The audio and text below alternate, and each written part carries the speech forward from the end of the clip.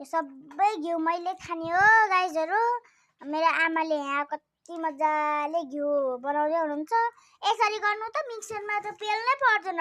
यसरी हातले यसरी मुसेर सबै यहाँ पुरै त्यो जस्तो बनाएर सबै यहाँ मजाले तताएर अनि यहाँ सबै खाने हो। सबै घिउ मैले मात्रै खान्छु, फेरि कसैले नि खानु हुँदैन।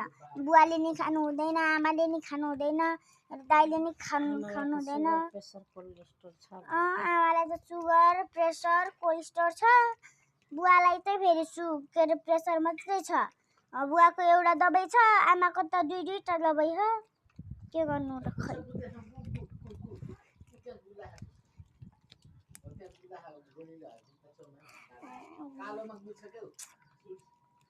आमाले यहाँ मजाले गर्दै हुनुहुन्छ है। दुध लिन्छु त निकाल्छु तताएर राम्रोसँग। अनि मेरो यो नातिनीले खान्छे। नातिनीलाई घिउ किन्न पर्यो होइन। घिउ नभए भात खान्न, बिहान बेलुका कहिले खान्न।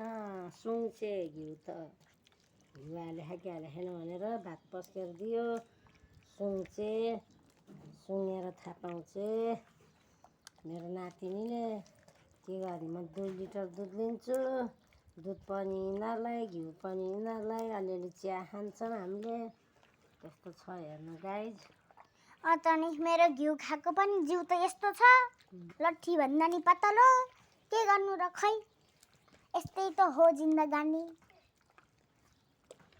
यहाँ मेरो बुवा हुनुहुन्छ, यहाँ मेरो उता दाइ छ, यहाँ चाहिँ आमाले यो मुस्दै हुनुहुन्छ, घिउ बनाउँदै हुनुहुन्छ। अहिले यो सबै यहाँ आगोमा तताएर सबै यहाँ निकाल्ने हो घिउ। अनि म चाख्छु कस्तो भाग्यो भनेर।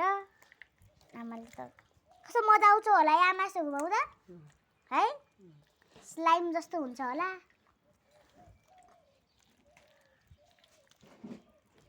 मेरो आमाको नाम चाहिँ पार्वती घिमिरे हो। मेरो बुवाको नाम चाहिँ रामचन्द्र घिमिरे। अनि मेरो दाइको नाम चाहिँ केबिन घिमिरे। अनि मेरो नाम चाहिँ केबिसा घिमिरे।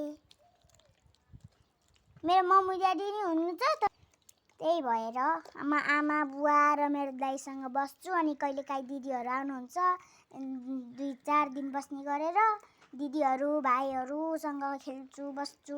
अनि उता मेरो एउटा साथी पनि छ मितिनी, उसँगै खेलेर बस्छु, घाममा डुल्छु। त्यही भएर होला म यति काली भएको, यो हात मात्रै गोरो छ। बाई गाइज, आजको लागि यति। होली नमला बाई।